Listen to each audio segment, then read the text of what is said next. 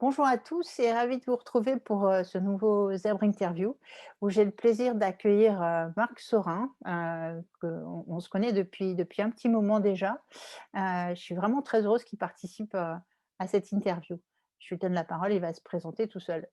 À toi, Marc. Oui, bonjour Monique. Eh bien, je m'appelle Marc Saurin, j'ai 58 ans, je suis marié et je suis père de 2 enfants de 24 ans, jumelles, qui sont HPI toutes les 2. D'accord. Et quand est-ce que tu as pris conscience que tu avais des rayures? Alors ça m'est venu, brutalement en fait parce que je m'y attendais pas du tout. C'est une découverte tardive à 54 ans, donc il y a 4 ans. Ça a été à la fois par le biais d'une sophrologue qui m'avait été recommandée par une amie. Au bout de quelques séances, cette sophrologue me dit: «Marc, est-ce que vous avez l'impression d'être différent?» Je dis: «Oui, je vois ça, totalement. Est-ce que vous êtes décalé?» «Oui, oui, décalé, mais ça vient de moi, je suis comme ça». Bon, je m'en suis fait une raison. «Est-ce qu'on vous a déjà parlé des enfants surdoués?» «Ah, pas du tout». Et là a commencé un long chemin et parallèlement, j'étais en train de lire un article d'une autiste Asperger, connue qui s'appelle Béatrice Ducas, qui habite dans la région nantaise, qui a écrit un article qui s'appelle «Un surdoué au travail, ça ressemble à quoi?» Et lorsque j'ai lu ce court article, je me suis mis à pleurer toutes les larmes de mon corps en disant: «Eh ben, c'est moi». Voilà. Et donc à partir de là, il y a le doute, ou les premiers questionnements étaient levés. D'accord. Et alors, qu'est-ce que tu as ressenti à ce moment-là? Apparemment, il y a eu beaucoup d'émotions, il y a eu des larmes? C'est ça, ça a été d'abord, une immense émotion, ça a été à la fois aussi, un grand soulagement de dire: «Ah ça y est maintenant, je comprends, je suis différent oui, mais je suis pas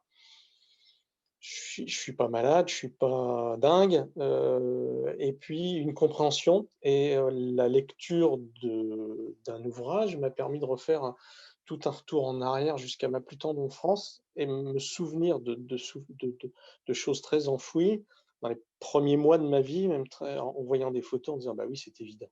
Maintenant je comprends, c'est évident». Tout s'éclaire. Ça s'est éclairé sur, des épisodes, dépression, d'agoraphobie, sur différents passages. J'ai eu une réponse à tout. Mmh. D'accord.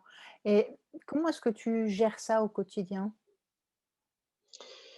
Je gère ça plutôt bien, hem, si ce n'est, alors oui, non, je ressens ça même très bien parce que j'ai une certaine fierté de me dire: «Bah, voilà, maintenant je suis comme ça et c'est bien».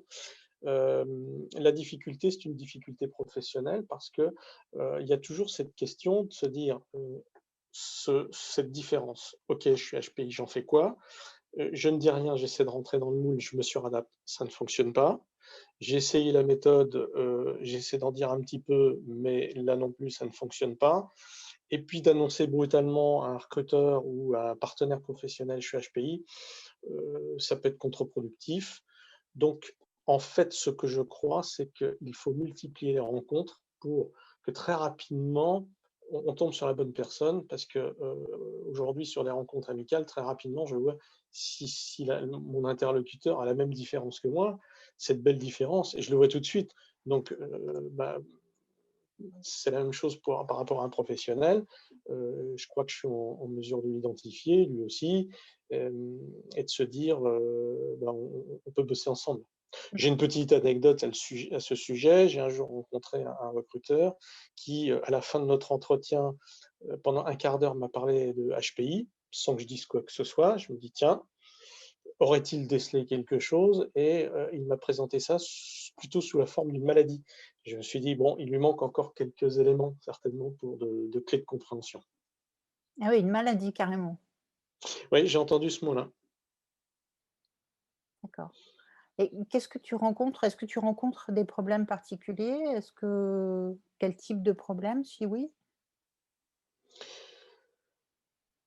Bah, je crois que le problème général, c'est-à-dire cette compréhension, cette nécessité pour un profil tel que le mien d'avoir de pouvoir exprimer la créativité, d'avoir de la liberté, d'avoir une pensée qui est différente des autres, de pouvoir affirmer parfois que le résultat est sans aucun risque d'erreur et celui-là sans en expliquer véritablement le parcours ou le pourquoi du comment, ou parfois de dire: «Bah non, je ne comprends pas», alors que ça pourrait paraître pour n'importe qui une évidence, ce qui n'en est pas une pour moi.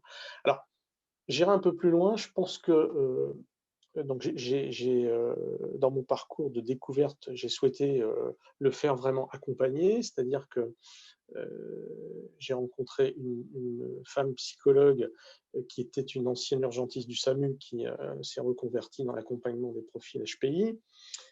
Et j'ai voulu aussi, par le biais d'une neuropsychologue, faire le test WISE, ce qui me paraissait important, d'abord pour valider une bonne fois pour toutes cette différence, mais aussi, bon, il y avait de la curiosité pour cartographier le personnage pour mieux le connaître en disant j'aimerais vraiment m'appuyer sur mes points forts, bien les identifier, et puis des points faibles, bah, les travailler, les accepter.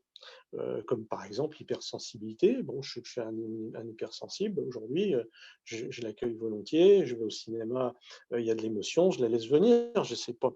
Et en me disant, si la personne qui est à côté de moi ne comprend pas, c'est pas grave, ça m'appartient. Et aussi bien qu'une émotion de rire, personne ne va la contraindre, bah, et ça me paraît logique de ne pas contraindre une émotion qui va amener vers les larmes. Voilà. Et donc ça me paraît, ça me paraît important pour moi. Et qu'est-ce qui t'a aidé à vivre mieux? Hem, Alors, ce qui m'a aidé, c'est d'abord d'être bien accompagné, parce que je crois que ça serait très difficile de faire cette démarche seul. Ça évite de faire des fausses routes, ça permet d'être bien guidé. Donc, si j'ai une suggestion à faire, c'est d'être accompagné et bien accompagné. Et j'ai beaucoup échangé avec d'autres profils assez similaires, de manière à briser la solitude. Et puis aussi, je dirais que, vu ce que je sais aujourd'hui, alors déjà l'avantage de mon âge, hem, ce que je souhaite, c'est transmettre. C'est-à-dire que tout cet acquis, toutes ces découvertes, eh bien, mon souhait aujourd'hui, c'est de ne pas la garder pour moi, cette expérience, mais de la partager, voilà, de transmettre tout simplement pour aider, et de dire: «Bah, écoute, voilà, tu peux aller rencontrer telle personne, compte tenu de ton profil, ou plutôt telle autre, ou tu as peut-être besoin de ça». Savoir répondre à des questions. Et je crois qu'il y a j'ai ce besoin aussi de sortir énormément de la virtualité pour passer dans la présentialité. Je ne sais pas si c'est français, un néologisme, mais voilà, de se voir, parce que il faut, la solitude, c'est ce qui m'a beaucoup pesé, notamment dans un épisode agoraphobique terrible, puisque j'ai été obligé de tout réapprendre. J'ai été obligé de réapprendre à aller au restaurant, au cinéma, dans un supermarché. Et curieusement, lorsque j'en parle, et aujourd'hui avec d'autres personnes, il y en a même qui me disent: «Tiens, au fait, est-ce que tu as été agoraphobe?» «Oui». «Ah ben moi aussi». Là aussi, à partir du moment où on sait qu'on n'est pas seul, qu'il y a des thérapies qui existent, des thérapies comportementales et cognitives, par le biais d'exposition progressive. C'est-à-dire qu'il faut remonter, il faut faire marche par marche, tout réapprendre. Mais là aussi, j'ai été très bien accompagné par une thérapeute, par l'amour de ma femme, qui a fait preuve d'une immense patience, parce que ça n'a pas toujours été simple, et par ma passion du théâtre, parce que d'aller au théâtre, ça a été plus fort que mes phobies, et c'est ce qui m'a aidé à reprendre goût à la vie, et à remener une vie normale, prendre du plaisir. d'accord. Est-ce que tu as d'autres conseils à donner, aux personnes zèbres? Oui, enfin, mon résumé, c'est ne pas hésiter à poser des questions. On est hors norme, mais on n'est pas dingue. On est simplement différent d'eux, donc faut pas hésiter, mais peut-être vraiment aller voir des bonnes personnes, des professionnels pour être bien accompagné, ne pas perdre de temps, et puis éviter de commettre des erreurs. Heu et de ne pas rester, de rompre l'isolement. Ça me paraît important, et aujourd'hui, il faut faire très attention. Je trouve que les réseaux sociaux qui sont magiques, que ce soit Facebook, que ce soit LinkedIn, on y fait de merveilleuses rencontres, mais c'est un côté extrêmement anxiogène, à mon avis. Parce qu'on voit parfois des profils, on a tendance à se comparer en disant: «Oh là là, cette personne-là». Mais en fait, la personne qu'on va voir, elle a aussi, elle a aussi, ses grosses difficultés, ses peurs, ses phobies, et on est tous des humains. À partir du moment où on l'a compris, ben, tout va bien, quoi. Il faut faire attention parce qu'on croit que par le biais de ces réseaux sociaux, on développe des rencontres, mais ce ne sont que des rencontres qui restent virtuelles. Il faut garder ça à l'esprit. Donc, il faut être très vigilant parce que ça peut avoir un effet, je pense, dévastateur. J'irais jusqu'à utiliser ce mot-là. Donc, bah, ne pas hésiter à prendre son téléphone, à aller prendre un café. Moi, j'ai vraiment beaucoup, entre guillemets, «interviewé» de profils identiques, et je crois que c'est ce qui va nous permettre de faire avancer notre cause. Alors justement, pour conclure, qu'est-ce que tu nous proposes comme conclusion, comme mot de la fin? Alors, la conclusion, c'est déjà, j'aimerais vraiment qu'on arrive à trouver la bonne appellation qui soit compréhensible par tout le monde. Je n'aime pas le terme surdoué parce que je ne me considère pas sur quelque chose, mais différent d'eux. Neuroatypique, c'est un petit peu complexe. Philo-cognitif, ça l'est encore plus. Atypique, on l'est tous. Donc, zèbre, alors, zèbre, ça a été inventé par Jeanne Fachin, ce qui est très bien, mais ça lui est peut-être un peu propre. Et puis en plus, il y a quelqu'un qui m'a dit il n'y a pas longtemps: «Je suis pas un animal, je suis un humain». J'ai entendu ce message en me disant: «Bah oui, effectivement, j'avais pas pensé à ça». Donc, bah, je pense que le jour où on trouvera la bonne appellation, déjà, ça facilitera les choses. Alors ça, c'est le premier point. Le deuxième point, c'est une médiatisation, et une belle médiatisation, une bonne médiatisation, sans être hors sujet sur ces profils atypiques, neuroatypiques. Euh, je fais une petite parenthèse, il y a une série qui doit sortir sur TF1 prochainement qui va s'appeler HPI. J'espère qu'elle sera extrêmement bien documentée pour éviter une fausse information.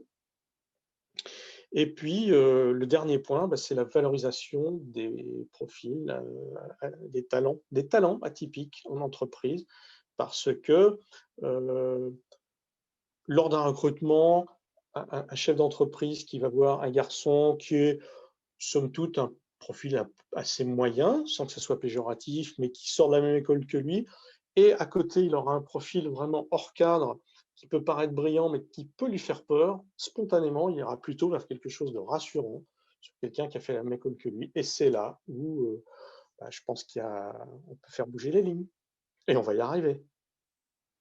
Oui, ça serait pas mal, ça serait pas mal. Je pense. Bah, Marc, merci beaucoup pour ton témoignage.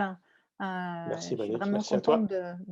de te voir, presque en vrai, et puis on a pas mal échangé et débattu aussi sur le sujet, et on partage pas mal, le même avis C'est vrai. sur la question.